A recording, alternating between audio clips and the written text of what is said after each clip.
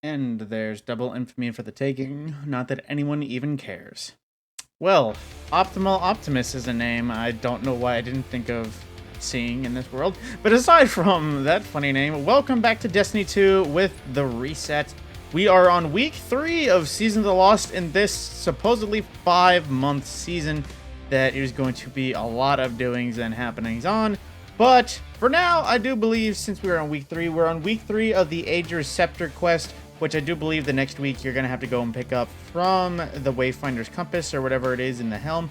But of course, going in, as you might have heard in the little intro, it is double infamy, but I believe that is the only weekly modifier. Aside from that, it's time to just blow through everything to go about in this. Team Scorched available for our player versus player.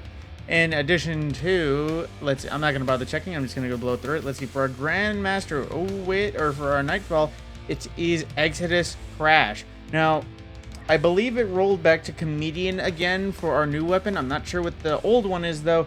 I know so far we had Shadow Price and Hung Jury, so I believe those two are off the counter, I think, until the full rotation goes by. Either that or it's really random, and we might just have anything but Hung Jury again. But like I said, there is double infamy, or bonus infamy, so aside from the 3 pinnacles, there might be a reason to play, aside from the Servant Leader Rapid Kinetic Scout Rifle. But aside from that, everything reset happened again. Astral Alignment Powerful's back. Of course, on the daily, it rotated Lost Sectors and everything. All your raids are reset. All pinnacles are there. I'm saying this because, honestly, if you've been grinding at least as dedicatingly as I have, you might be hitting pinnacle cap. You might have hit it already. You might be getting it by next week. But aside from that, checking Europa, we have the survival simulation. That is the Freezy one. With the Eventide Ruins Eclipse Zone, the Dark Priestess Empire Hunt, and checking the raids, let's see, for Deepstone Crypt, we have of all trades. That is a Nuclear Descent Challenge, aka Tendix Part 1. That is basically everyone needs to participate in each operator augment or whatever it is. And checking Vault of Glass as well, we have Out of Its Way Challenge. That is Templar? Yeah, it was Oracles last week, so that means it's Templar. This is super easy. If you're one of the teams that melt him without teleporting, then just do that again. That's challenge. Congratulations, you get 2 chest rewards. Now, forgot one more detail regarding this. Again, I don't know the weapons, but from what it tells me, recovery-focused armor this week. So all ye hunter mains who wish to get that 100 recovery set for Trials when it comes out this weekend. Yep, that's time. Not to mention, like I just said, Trials is officially coming up for the first time this season this weekend. People have been powering up, people have been grinding, getting their holds on whatever new things have come around, and it is time to see how broken my build might actually be, because for those that don't know, Trials got reworked. Now I think it's a lot more, it's elo based comp, but at the same time there is also going to be solo freelance, and there's a lot more things focused on playing as opposed to winning for rewards and everything. But moving on, of course. Now, that is everything that changed about in the world, and of course there is more story stuff I haven't gotten to, but to check our new challenges, let's see, Wayfinder's Voyage for Part 3, and defeating Taken and Hive anywhere in the system stasis final blows grant more progress. That is for more Wayfinder's challenge compass levels. As well, Umbral Wayfinders. Now, this does seem to stack. Now, I need to open up one more Wayfinder's Trove from Astral Alignment. That is the paid chest to open, as well as focusing 3 more Umbral Engrams. I will say, if any of you have been focusing Engrams but not getting progress, it has to be something that actually, spends Parallax Trajectory. So if you're spending them just on shards, then that will not progress. It has to be Parallax Trajectory Umbrals. Now, as well, completing rounds of Astral Alignment and defeating Taken with the Taken Relic specifically. Oh, that might... Bungie, that was a oof one. That might screw up people's progress because people are going to be hogging it for as long as they can. But that's also for more calibration and Astral Telemetry for just gathering Parallax Trajectory, specifically in numbers of 4,500. I already have that done, so boom. Now for the Gambit one, let's see, defeat Taken and Gambit, earn bonus progress for defeating tougher combatants. So I'd aim for blockers, and when the Primeval's up, honestly, just kill Taken when it shows up. And as well, per the usual, when for some reason Team Scorch comes around, they have us play Team Scorch. Now you need to kill 50 Guardians, and I think you get 2 for 1 if you do it with a charge detonation. Now as well, Light Moon Rising, do public events on the moon, and I believe this will be long range weaponry on the moon, so these once again can be done at the same time.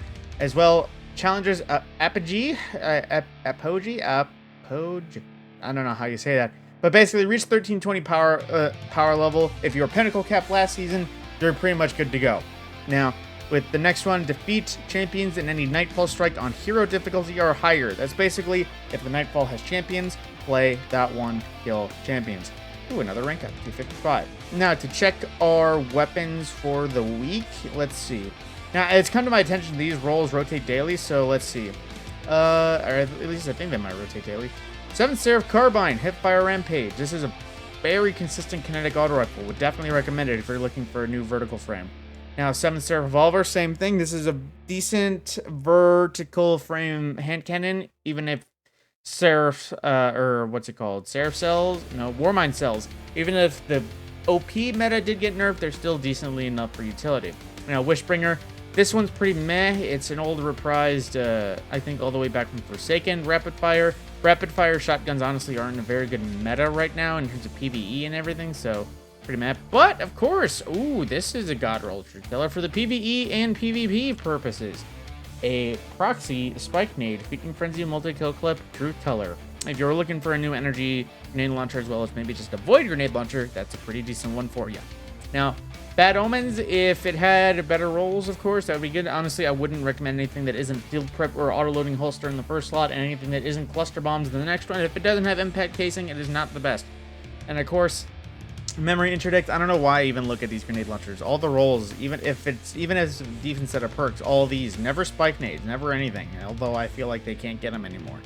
Now, of course, it is time to check that last little ditty, and that is all of Ada's armor sets across all 3 characters this week. Actually, I just thought of something. There's one more thing I should add in while the clans are all fresh and new and everyone should check, and that is the weekly clan bounties. Now, let's see. We have Guardians defeated in Gambit, Crucible matches won with clanmates, and then completing a raid with clanmates. That one, I believe, is always the same. And then, of course, I think the last 2 are always the same, which is raid and then nightfall activities. Now, I will stress that these have to be done with a clanmate, so if you have somebody in your clan just playing with you and all that, that is how you progress those. That can't be done solo just by doing it with other people. It has to be with clanmates. Figured I would specify that for any of the new lights out there who are not so versed in Destiny yet. Okay, Ada for Titans. Let's see. He has the Insight Unyielding. Let's see, a 50 roll, a 56 roll, nothing, 49, and 52. So once again, my Titans all got kind of screwed out. No OP sets. It's still more all around or less than garbage for everything. So with that, you know what? I'm going to spice it up. I'm going to check the Warlock next. Alright, and now Ada for the Warlock. Let's see. Insight Victi, let's see, 52, 51, 59 with the spike in Recovery Intellect, that could be decent, and 55 with a spike in Recovery. Now, I don't know why I don't know why it's still appalling that they're getting all the Recovery rolls, even though Recovery is the Warlock's game. But aside from that, of course, time to check the last little bit with Hunter and see if Hunter's also got screwed over, because that seems to be pretty consistent. Oh, whoops. Whoops, I guess I didn't pick the hanger. I accidentally picked Prophecy. Whoops. That was a...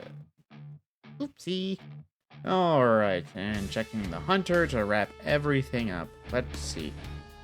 Insight Rover here, all the Insight stuff. Now let's see, 53, 54, not a 55. Resilience Intellect roll, though. And 49. So once again, not many Outlanders, not many outstanding. Pretty solid, the highest roll being like a 55 with a 2019 split. But aside from that, also, I might notice, I can't say for certain, but this Legendary Engram, do you get a 55? I think that was a Pinnacle Engram, because it dropped 1329, and I'm dropping gear out of like +2 Pinnacles, I think at 1330. So I think that might actually be a +1 Legendary Engram. Hang on, let me check. Is there any other? No? Okay, so keep an eye, folks. Once you get to level 55, I actually recommend checking what you get out of that, because that might have actually been something worth it, because I got a 1329 Shepherd's Watch that if I didn't already have a 1329, that could have been, you know, hog.